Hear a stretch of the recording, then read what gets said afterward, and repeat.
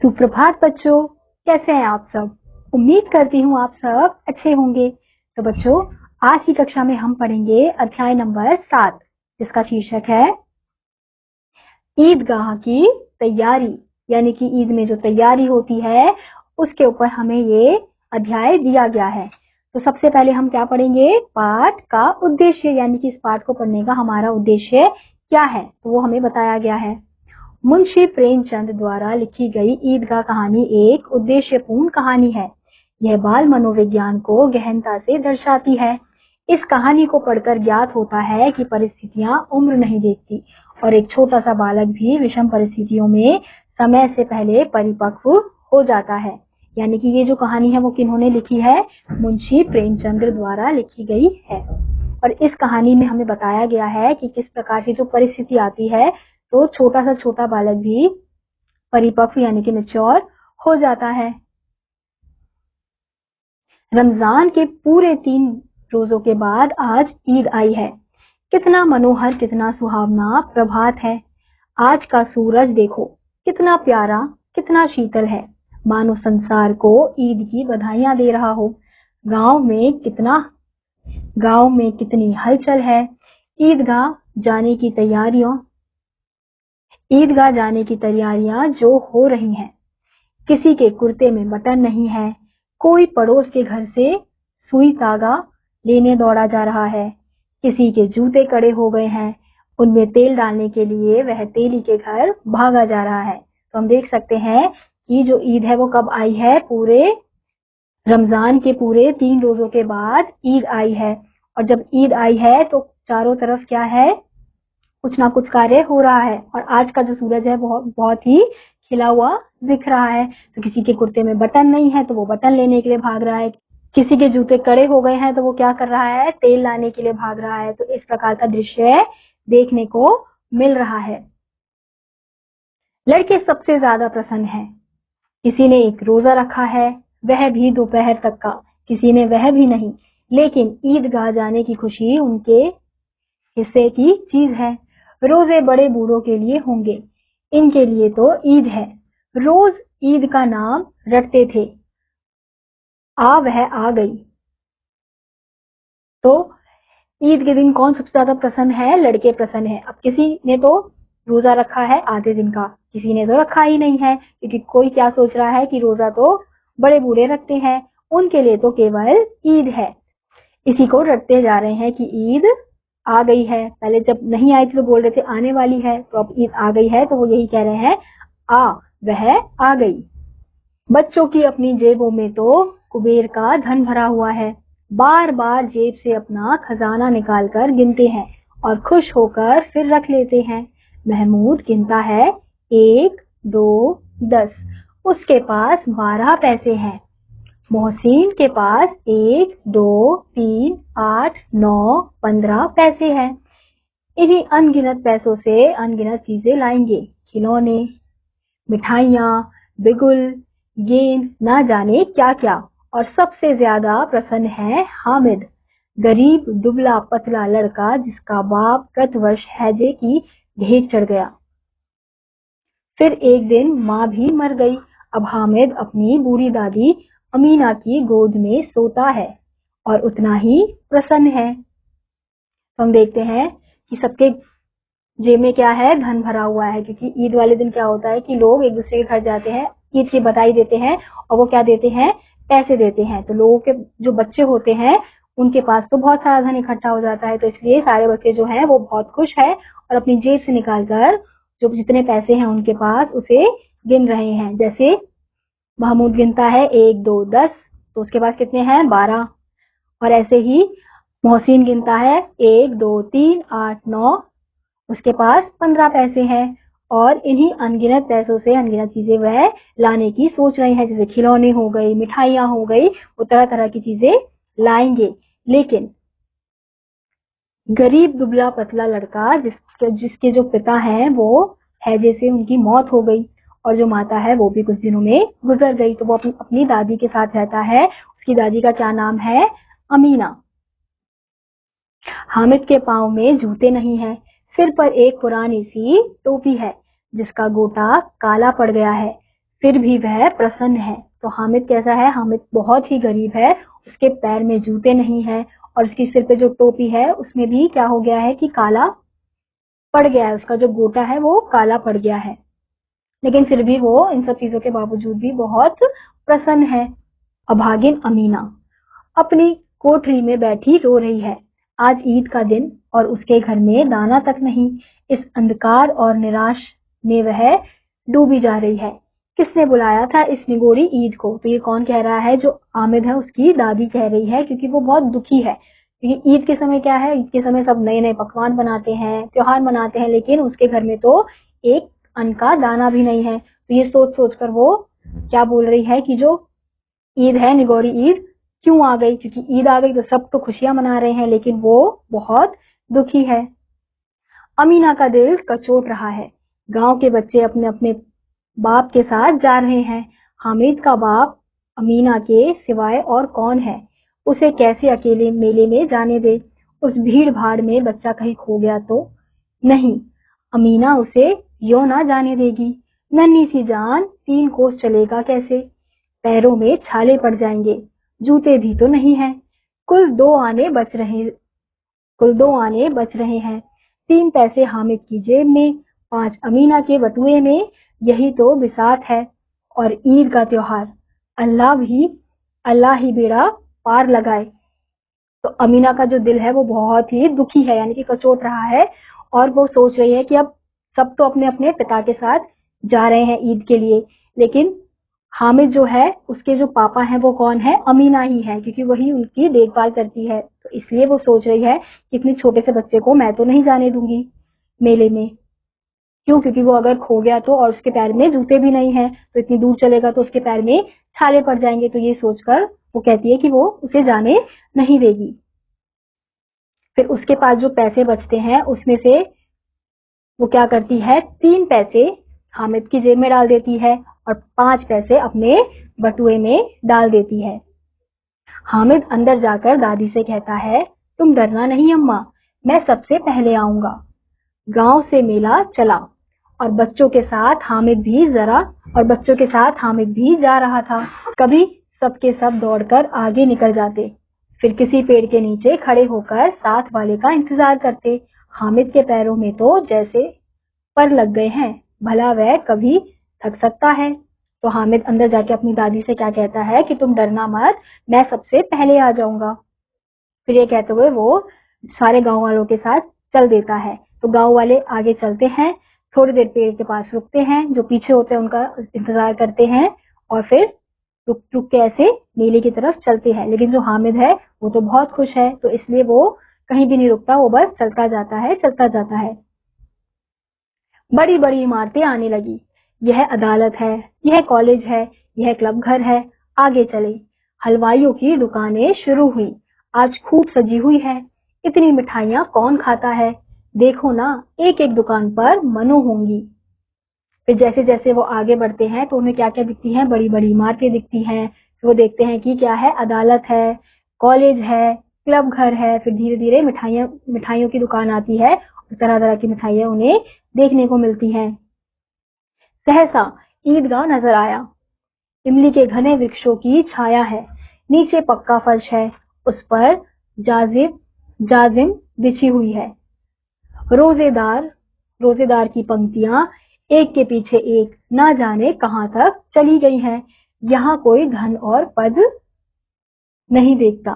कितना सुंदर संचालन है, कितनी सुंदर व्यवस्था। हजारों सिर एक साथ सजदे में झुक जाते हैं, फिर सब के सब एक साथ खड़े हो जाते हैं, मानो भातृत्व का एक सूत्र इन समस्त आत्माओं को एक लड़ी में पिरोए हुए है।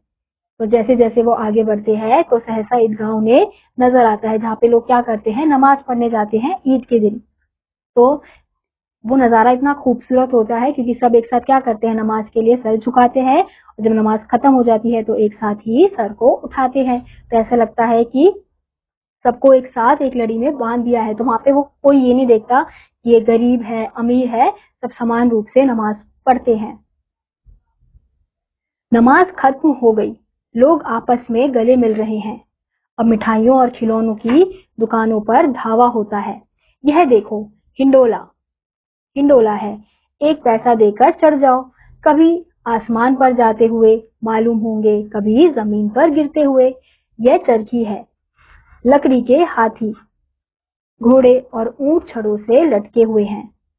तो फिर धीरे धीरे क्या होता है, नमाज सबकी खत्म हो जाती है, फिर लोग आपस में गले मिलते हैं, क्योंकि ईद के दिन क्या किया जाता है, इसी प्रकार से ईद मनाई जाती है, लोग गले मिलते हैं। फिर धीरे धीरे सब मिठाई और खिलौनों की दुकान पे टूट पड़ते हैं, यानी कि मिठाई और खिलौनों की दुकान में जाते हैं, फिर खिलौने देखते हैं, मिठाइयाँ देखते हैं और तरह तरह के जो झूले लगे होते हैं वो भी देखते हैं। और एक झूला होता है उसमें से जो पहले आसमान में जाता है फिर नीचे घूमता है, वो जो गोल वाला झूला होता है, उसकी बात यहाँ पे की जा रही है। तो हम यहाँ देख सकते हैं कि हमें यहाँ पे मेले का दृश्य दिखाया गया है कि यहाँ पे कोई खिलौने बेच रहा है, कोई झूला झूल रहा है।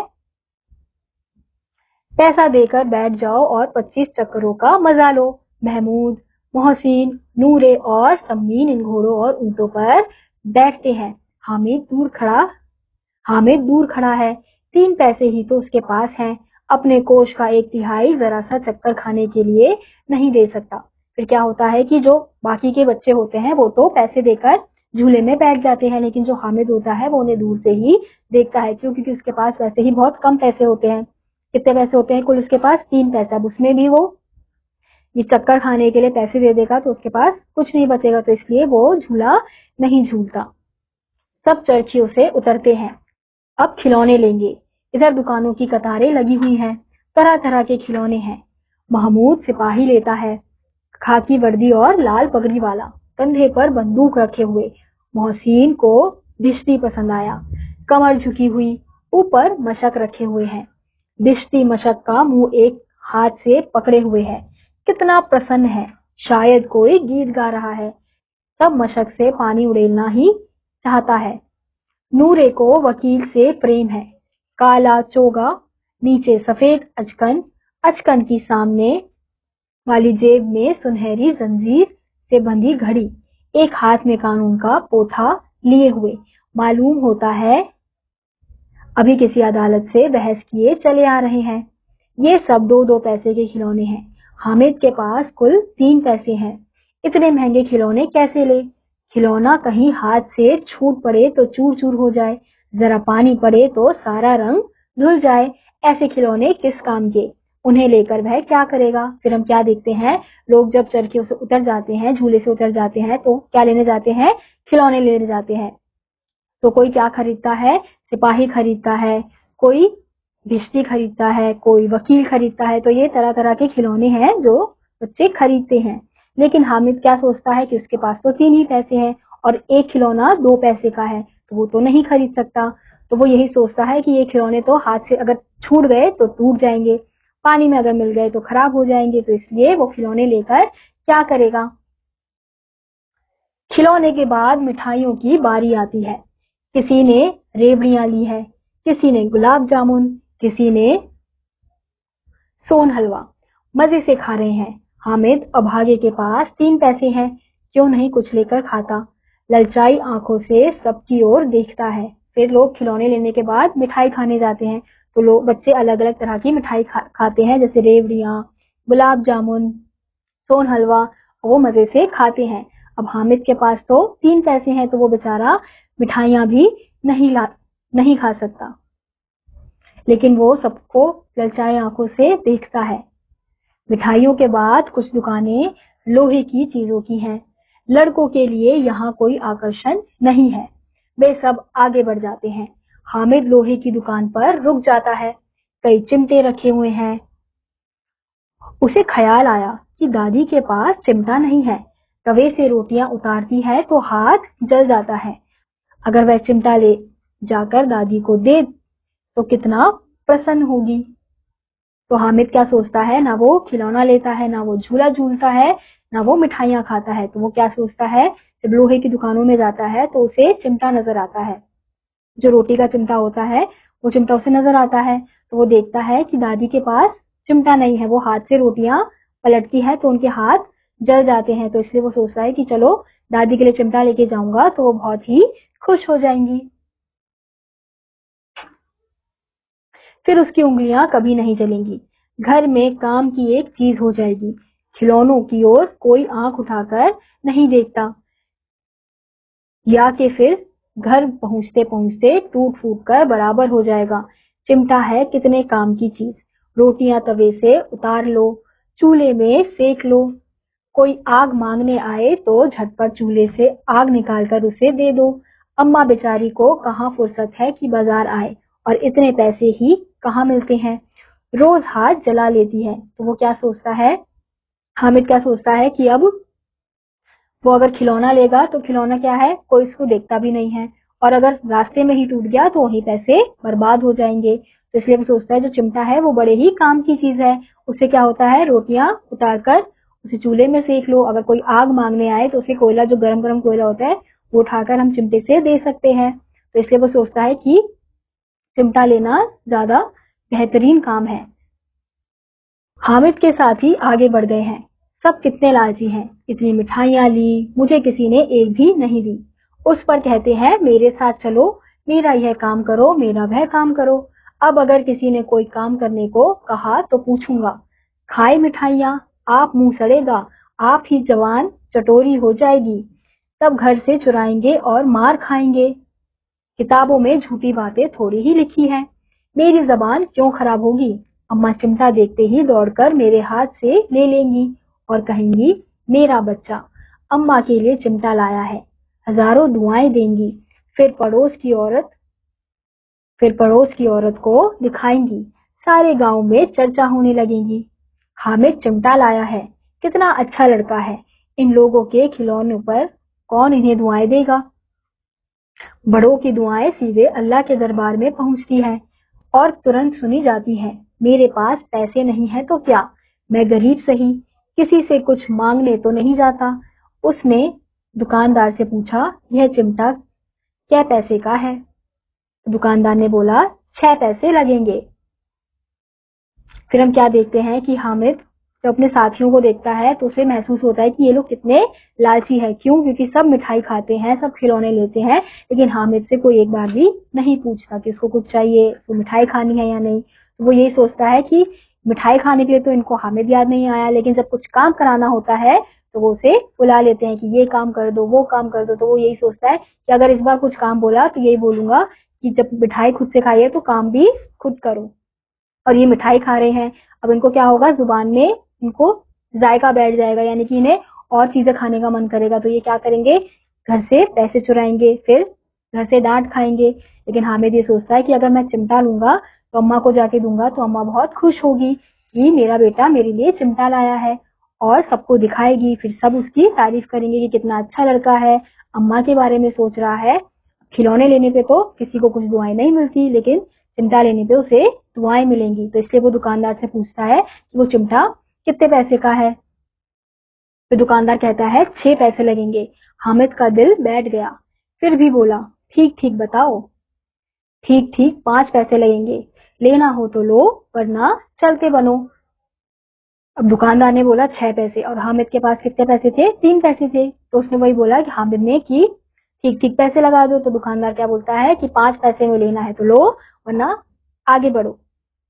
फिर हामिद ने कलेजा मजबूत करके कहा 3 पैसे लोगे, और वह आगे बढ़ गया कि दुकानदार की घुड़कियां ना सुननी पड़े। लेकिन दुकानदार ने घुड़कियां नहीं दी, बुलाकर चिमटा दे दिया। हामिद ने उसे इस तरह कंधे पर रखा मानो बंदूक हो, फिर शान से अकड़ता हुआ संगियों के पास आया।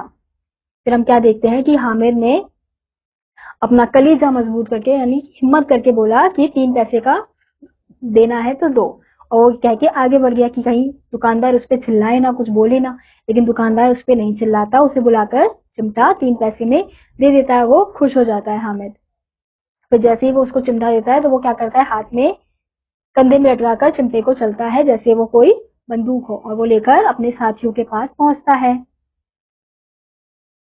तो हम यहाँ देख सकते हैं कि चित्र में भी हमें दिखाया जा रहा है कि वो मोल भाव कर रहा है दुकानदार से कि मुझे इतने पैसे में ही चिमटा दो।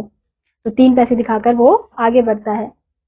फिर मोहसिन ने हंसकर कहा, यह चिमटा क्यों लाया बुद्धू, इसका क्या करेगा। फिर हामिद ने चिमटे को जमीन पर पटक कर कहा, जरा अपना भीश्ती तो जमीन पर गिराओ। सारी पसलियां चूर चूर हो जाए बच्चों की। फिर हम क्या देखते हैं, महसीन हंसता है कि हामिद पर कि तू चिमटा क्यों लाया है। तो वो यही कहता है कि चिमटे को अगर जमीन पर मारो तो वो टूटेगा नहीं, लेकिन तुमने जो खिलौना लिया है उसे तुम गिराकर तो देखो, सारी जो हड्डियां हैं उसकी चूर चूर हो जाएंगी, यानी कि वो जो खिलौना है वो टूट जाएगा। फिर महमूद ने पूछा, तो यह चिमटा कोई खिलौना है? हामिद बोल पड़ा, खिलौना नहीं है क्या? अभी कंधे पर रखा बंदूक हो गई, हाथ में ले लिया फकीरों का चिमटा हो गया। एक चिमटा जमा दूं तो तुम लोगों के सारे खिलौने की जान निकल जाए। तुम्हारे खिलौने कितना ही जोर लगाए, मेरे चिमटे का बाल भी बांका नहीं कर सकते। बहादुर शेर है मेरा चिमटा। फिर महमूद जब पूछता है उससे कि ये कोई खिलौना है, क्योंकि सबने तो खिलौने लिए थे, तो वो क्या बोलता है, ये खिलौने से कम तो नहीं है। अगर मैं कंधे पे डाल देता हूँ तो बंदूक बन जाती है, हाथ में ले लेता हूँ तो फकीरों का जो चिमटा होता है उसकी तरह बचती है। और अगर मैंने ये चिमटा तुम्हारे खिलौने पे मार दिया तो सबके खिलौने टूट जाएंगे और तुम्हारे खिलौने कुछ भी नहीं कर पाएंगे। चिमटे ने सभी को मोहित कर लिया, लेकिन अब पैसे किसके पास धरे हैं। फिर मेले से दूर निकल आए हैं। धूप तेज हो रही है और घर पहुंचने की जल्दी है। बड़ों से जिद करे तो भी चिमटा नहीं मिल सकता। हामिद है बड़ा चालाक, इसलिए उसने अपने पैसे बचा रखे थे। तो अब जब हामिद ने ये सब बताया तो सबका मन मुंह हो गया कि अरे चिमटा तो बहुत ही काम की चीज है, सबसे मजबूत है। तो सबको अब ये था कि अब घर जाने का समय था और सबके पास पैसे खत्म हो गए थे, तो इसलिए हामिद बहुत चालाक था, उसने अपने पैसे बचा के रखे हुए थे, उसने ऐसे फालतू चीजों में अपने पैसे खर्च नहीं किए थे। फिर मोहसिन ने कहा, जरा अपना चिमटा दो, हम भी देखें। तुम यह बिश्ती लेकर देखो।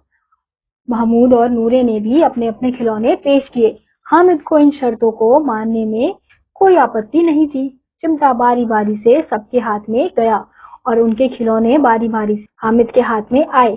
कितने खूबसूरत खिलौने थे। फिर सब क्या करते हैं, उस हामिद को बोलते हैं कि तुम हमें ये चिमटा दो, तुम हमारा खिलौना उसके बदले में हाथ में ले सकते हो। तो हामिद को कोई आपत्ति नहीं होती, वो सबका खिलौना धीरे धीरे देखता है और वो खिलौने बहुत ही सुंदर लगते हैं। फिर रास्ते में महमूद को भूख लगी। उसके पिता ने केले खाने को दिए। महमूद ने केवल हामिद को अपना साथी बनाया। उसके अन्य मित्र मुंह ताकते रह गए। यह उस चिमटे का प्रभाव था। फिर हम क्या देखते हैं कि महमूद उस चिमटे की वजह से हामिद को दोस्त बना लेता है। फिर जो पिताजी उसको केला खाने के लिए देते हैं वो केवल किससे पूछता है, हामिद से पूछता है, और बाकी मित्र उसके मुंह में ताकते हुए देखते हैं कि अरे ये इसका कैसे दोस्त बन गया। 11 बजे सारे गांव में हलचल मच गई। मेले वाले लौट आए। मोहसिन की छोटी बहन ने दौड़कर भिश्ती उसके हाथ से छीन लिया और मारे खुशी के उछली तो मियाँ भिश्ती नीचे गिर पड़े और सुरलोक सिधार गए। फिर हम क्या देखते हैं, जैसे ही 11 बजते हैं तो गांव में हलचल पैदा हो जाती है, क्योंकि लोग जो हैं वो वापस मेले से लौटने लगते हैं। फिर जैसे ही मोहसिन की जो छोटी बहन होती है वो जाते जाते ही क्या करती है, भिश्ती को यानी कि जो खिलौना होता है उसको हाथ से छीन लेती है। फिर जैसे ही वो छीनती है तो वो खिलौना गिर जाता है और वो टूट जाता है, यानी कि जो भिश्ती है वो सुरलोक यानी कि मर जाता है। मियाँ नूरे के वकील का अंत इससे ज्यादा गौरमय हुआ। मियाँ नूरे के वकील का अंत इससे ज्यादा गौरवमय हुआ। वकील जमीन पर या ताक पर तो बैठ नहीं सकते। दीवार में 2 खूंटियां गाड़ी गई, उन पर लकड़ी का एक पटरा रखा गया। पटरे पर कागज का एक कालीन बिछाया गया। वकील साहब राजा भोज की भांति सिंहासन पर बिराजे। बांस का पंखा आया और नूरे हवा करने लगा।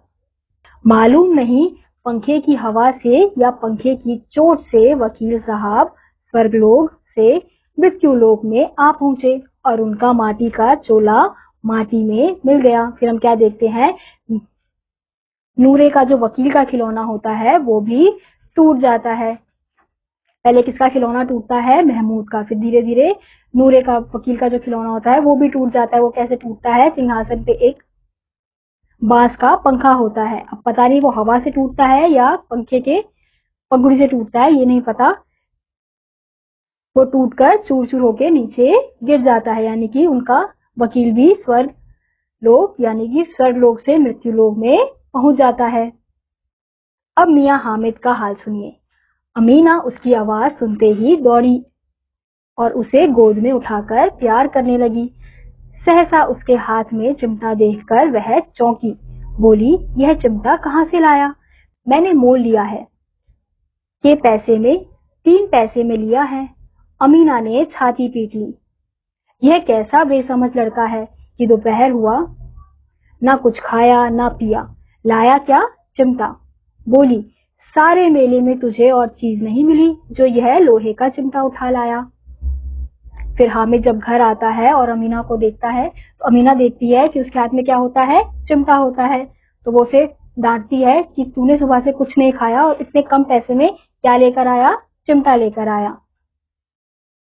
हामिद ने अपराधी भाव से कहा, तुम्हारी उंगलियां तवे से जल जाती थी, इसलिए मैंने लिया। अमीना का क्रोध तुरंत स्नेह में बदल गया। बच्चे में कितना त्याग, कितना सद्भाव और कितना विवेक है। दूसरों को खिलौने लेते और मिठाई खाते देखकर इसका मन कितना ललचाया होगा। वहां भी इसे अपनी दादी की याद बनी रही। अमीना का मन गदगद हो गया। हामिद को दुआएं देती जाती थी और उसकी आंखों से आंसू की बड़ी बड़ी बूंदें गिरती जाती थी। फिर हम क्या देखते हैं अंत में, जब वो बताता है कि वो चिमटा क्यों लाया है, क्योंकि उसका जो हाथ है वो जल जाता है, तो अमीना का जो क्रोध भाव है वो स्नेह में बदल जाता है और वो यही सोचती है कि इतना सा बच्चा दूसरों को खिलौना देखते हुए, मिठाई खाते हुए देखते हुए जरूर उसके मन में लालच तो आया होगा, लेकिन उसने फिर भी अपनी दादी के बारे में सोचा और वो क्या लेके आया? चिमटा लेके आया। और ये सोच सोचकर उसकी आंखों से आंसू बहते रहते हैं। तो बच्चों, इस अध्याय में हमने देखा कितना छोटा सा बालक, उसके सामने इतनी बड़ी परिस्थिति थी। चाहे तो वो लालच में खिलौने ले सकता था, मिठाई खा सकता था, लेकिन उसने क्या सोचा? अपनी दादी के बारे में सोचा कि उसका हाथ जल जाता है रोटी बनाते समय, तो मैं क्या लेके जाऊंगा? चिमटा लेके जाऊंगा। तो इसी के साथ बच्चों, आज का यह अध्याय यहीं समाप्त होता है। उम्मीद करती हूँ आपको यह अध्याय समझ आया होगा। मैं आपसे मिलूंगी अगली कक्षा में। तब तक के लिए नमस्कार।